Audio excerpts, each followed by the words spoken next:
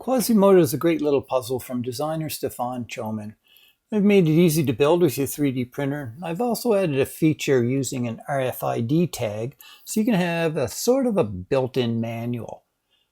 So if you add the RFID tag and program it with this video, the user can simply move their phone near it and a video will pop up and explains the use, the assembly, and solution to this puzzle. This puzzle comes from this site, and on this site you'll find thousands of different designs from various designers. You'll notice that this has 39.6.5.3 moves, and that means that it takes 39 moves to remove the first piece. And you'll see that there are 4 burr sticks with this puzzle. So 39 to remove the first burr stick, 6 to remove the second, and so on.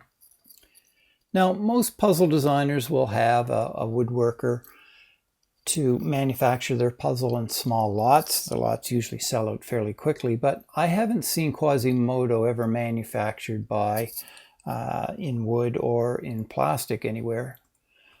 So if you build this, it's sort of building a first edition. It's your own unique copy. Now, the design is copyrighted, so you can't sell the design or distribute it, but you can have a copy of this puzzle for your own enjoyment.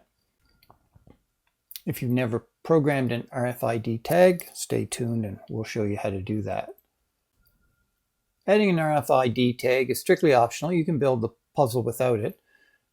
But if you wish to add it, you would purchase the NTAG 215 RFID tag, and you can see what it looks like here. They're fairly cheap. They're available at AliExpress, Amazon, many other places.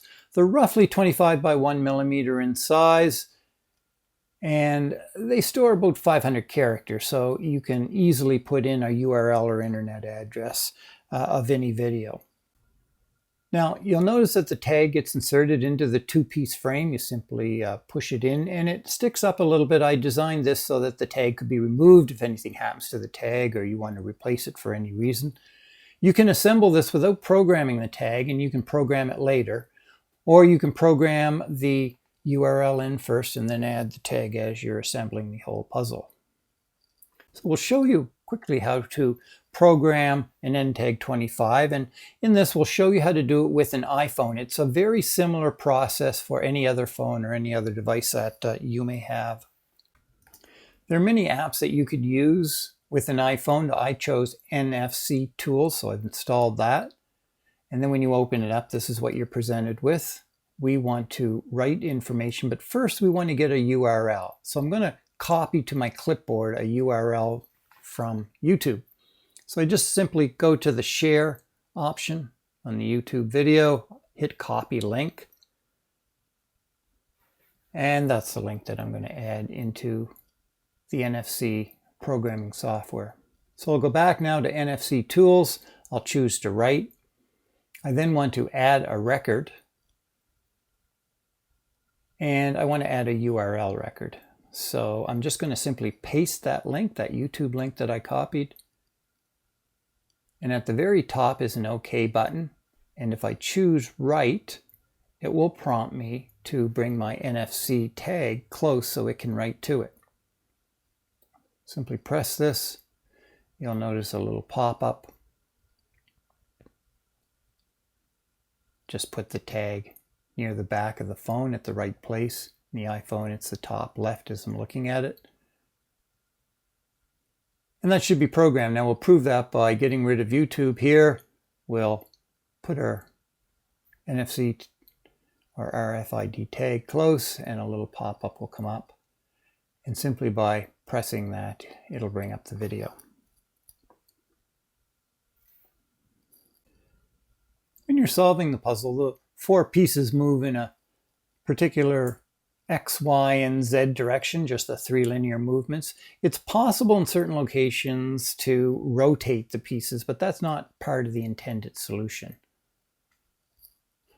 And although it takes 39 moves to remove the first piece, this may seem like a lot, and some puzzles with 40 moves to remove first piece can be really difficult, but this one's not too difficult. It should be very approachable, even with a novice a puzzler. So the goal is to remove the 4 burr pieces or sticks using only linear movements. Eventually, you should be able to reinsert those 4 pieces into the frame. Now, the frame comes in two parts, so you can easily assemble this into the startup position. You can take out the burr sticks once you solve the puzzle. You may need to do that 4 or 5 times and repeat that process before you can actually reinsert the burr pieces without having to take apart the frame. We'll now look at the building process for the Quasimodo puzzle. My primary objective in this puzzle was to make it easy to get this puzzle into its starting position without having to know the solution. Most of these burr puzzles can use an app called Burr Tools, so you can go through the solution and find out how to put it together, but by using Burr Tools you have to find a little bit about the solution. So to do that I use some of these external markers, and you'll see these more in the later videos, but I have a plus, a dash, or minus symbol, and a triangle and a square, and you'll see these embossed on the frame and the parts. Now there's some hardware which is optional. Obviously we've talked about the RFID tag, which you don't need to use, but if you do use it you'll need an NTAG 215 RFID tag. You get those at many places. There's a couple screws that I recommend you use to put the two-part frame together. Now I use screws because you may want to take it apart to reassemble the puzzle into its starting position several times before you learn the solution. Now, you do have the option of not using the screws and simply gluing everything together. Once it's glued together, it's much more difficult to put together if you don't remember the solution that you used to disassemble it.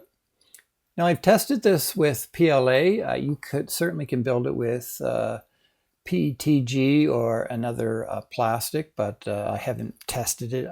All plastics shrink a certain amounts. PETG maybe shrinks a little more, so it may be a little tighter than PLA. Now the STLs are all available on printables.com. You can look for my site, which is username crab. There's also some 3MF files there, which are for Prusa Slicer. The STLs are all in the orientation that they should be printed. You don't need any supports when you're printing this in your 3D printer. I use 3 walls. It's designed for 2.2 millimeter layer heights for top and bottom layers.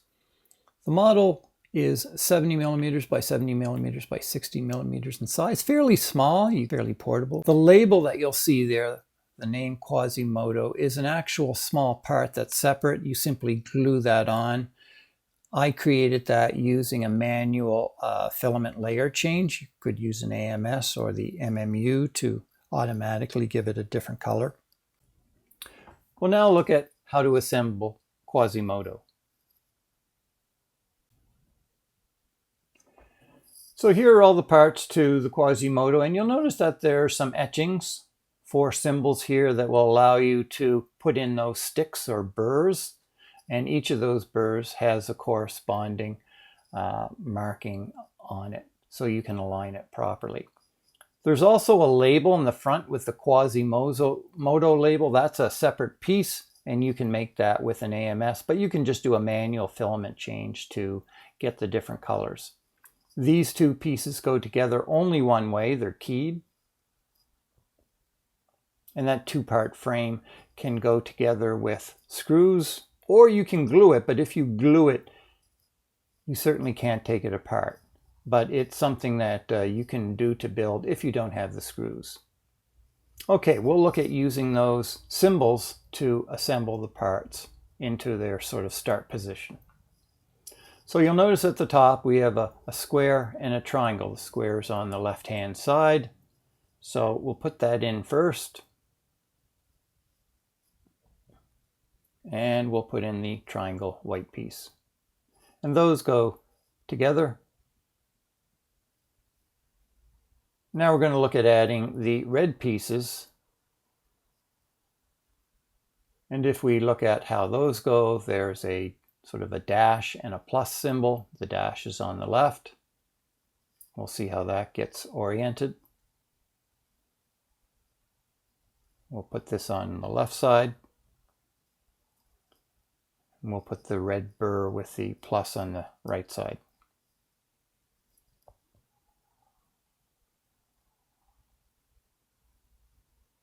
Now, if you've added the RFID tag or have one, you can put that in now. It doesn't need to be programmed now. You can program it before you insert it, or you can program it after. Now, these tags are slightly different depending where you buy them. They may go in a little tighter or a little looser. And then we have our two M3 by 8 screws. M3 by 10 should work fine. You probably can even use button head screws. And that just fits over the top. And then you simply screw the M3 screws down to hold it. And just till it's snug. Remember, you're screwing into plastic, so don't strip the threads. You just want it snug. And then you should notice that the symbols all line up, the plus and the dash and the squares and the triangle. Now, I've programmed my RFID, so if I hold it over where the tag is, you'll see that will pop up and take me to my video. Now this shows how the pieces move. You'll notice these move up and down and back and forth, but do not twist them for a solution. That's not part of the official solution. Now I'll show you the solution to Quasimodo. But are you really sure? You should work at this for a while. This puzzle is designed to keep you busy for a while. It may take you a few hours, it may take you a few days, but certainly it's not beyond the scope of anyone to solve this. But if you want a solution, stay tuned. Here's our Quasimodo puzzle. And you'll notice some parts will move fairly easily at first.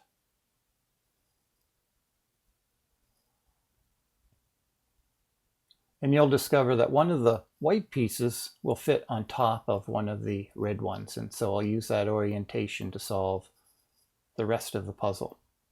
Once we have that there, we want to get the right white piece towards the left. So we need to pull it up a little bit, and it'll free up and move over to the left. And the right-hand red piece will come forward underneath it. And we can sort of put that on a rail and out of the way. Now, that white piece on the left-hand side, we're going to try to move that a little more towards the right-hand side. That's our next objective. So move that up, and we'll move the red piece on the left so it's flush with the wall there. And that will come up, that white piece will come up a little more, and it'll slide to the right. Now, it's a little askew there, but the red piece on the left should move at this point, but it may, there's a little piece that may sort of hook on the red or the white piece there. So move that white piece all the way over as you're watching to the left, and that red piece will move forward a bit there. So we'll go back to our orientation, and you notice we've moved that red piece a little bit forward. And it will come up. So, or sorry, it will go down. So as we move it forward, we'll move it down. And at that point, the red piece on the rail on the right will be able to slide over. It's made enough room for that. So that white piece that's in the middle is going to move to the right-hand side.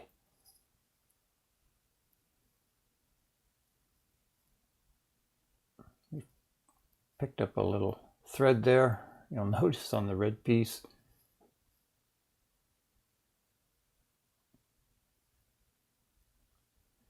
So we're going to move that as far down as possible. And we're going to move the white piece on the top over to the left.